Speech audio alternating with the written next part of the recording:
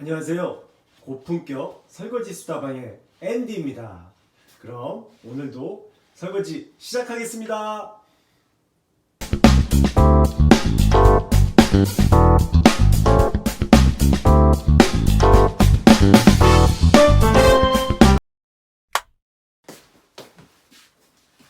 네, 오늘 하루는 어떠셨나요? 잘 보내셨어요? 점점 날씨는 따뜻해지고 좋아지는 것 같습니다. 오늘은 무슨 주제로 얘기를 해볼까 수다방에서 생각을 하다가 냉동실에 아주 꽁꽁 언 베이컨 어떻게 먹나요? 이거에 대해서 한번 주제로 한번 시작을 해볼게요.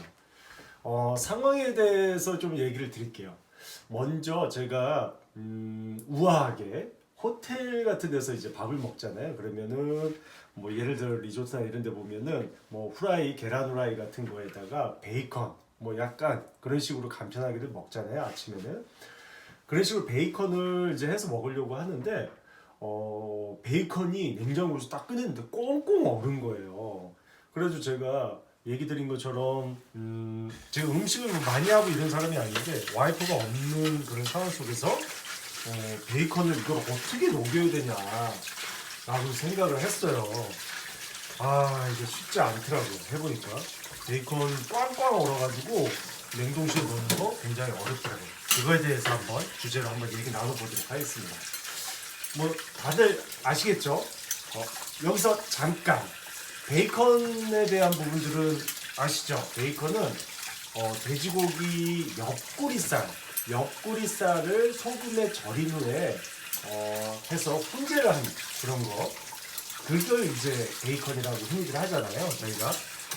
저는 옛날에 그게 뭔가 베이컨에서 사실은 저는 소고기인 줄 알았어요. 근데 보니까 돼지고기 옆구리살이더라고요. 이게 그래서 얘기 드린 것처럼 그 베이컨을 녹여가지고 어떻게 먹으면 좋을까 막 고민을 했어요. 근데 진짜 너무 딱딱하더라고요. 보니까. 그렇다고 해서 그거를 한 팩을 다 먹을 수도 없잖아요. 이건 패킹돼서 나오는 것들을.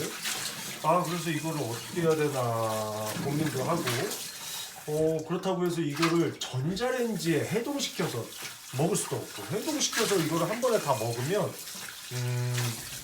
다 먹을 수가 없겠더라고요. 굉장히 양이 많더라고요. 보니까. 그래서 이걸 어떻게 하면 좋을까 지금 고민을 해가지고 그거에 대한 부분을 한번 찾아봤어요.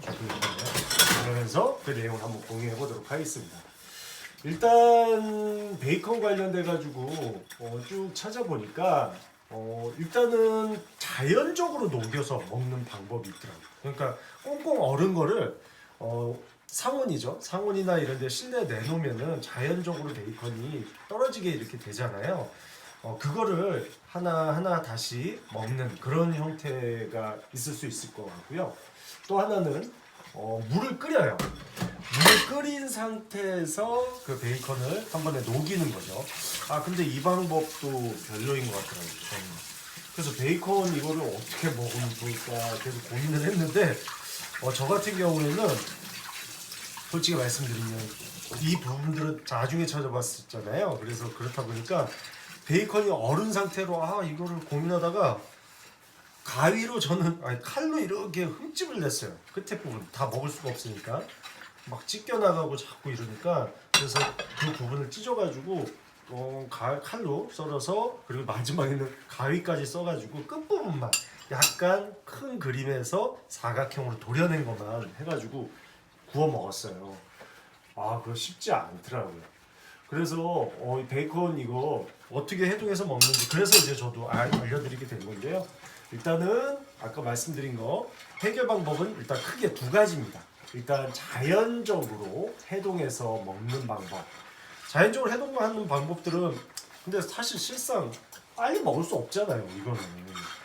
그리고 두 번째는 아까 물을 끓여서 그리고 담궈가지고 한 번에 녹여서 먹는 건데, 이 지금 베이컨 관련된 거는 보니까 냉동 보관 권장 기간 이런 것들이 대상이더라고요. 보니까 저도 이번에 보게 됐는데 생선은 2달에서 한 3개월 정도 이렇게 해서 먹어야 되고요.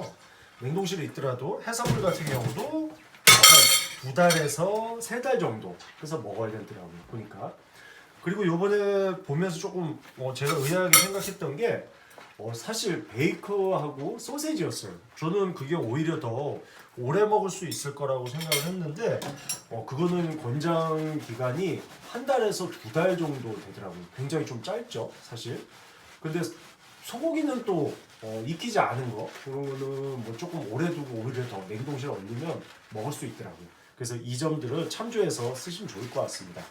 그래서 아마 베이컨도 한번 녹여가지고 해동을 한 다음에 다시 냉동을 하는 거는 좀 좋은 방법이 아니더라고요. 보니까 그렇게 해서 뭐 해먹지 않는 게 좋을 것 같아요. 그렇게 생각해요. 저는 오늘 그렇게 해서 베이컨을 간단하게 해먹었고요. 뭐 팁 아닌 팁이죠, 지금. 그래서 그런 부분들은 냉동해서 하는 방법. 그래서 제가 결론을 내렸어요. 일단 제가 보기에는 오늘의 결론. 냉동시에 일단은 먼저 베이컨을 사가지고 오게 되면은 먼저 먹을 만큼 소분하는 게 좋을 것 같아요. 봉투에 담아서 소분을 해가지고 한 번 먹을 양 아니면 일회용량 뭐 이런 식으로 해서 조금 배분을 해놓으면 손쉽게 그것만 뜯어서 먹거나 해동해서 먹으면 될 것 같아요. 그리고 제가 두 번째는 아까 말씀드린 것처럼 냉동 기간이 굉장히 짧잖아요. 그 냉동 기간이 짧으니까 빨리 먹어야 되잖아요. 그래서 결론은 기간을 맞춰서 빨리 먹자. 이 두 가지가 오늘의 결론입니다.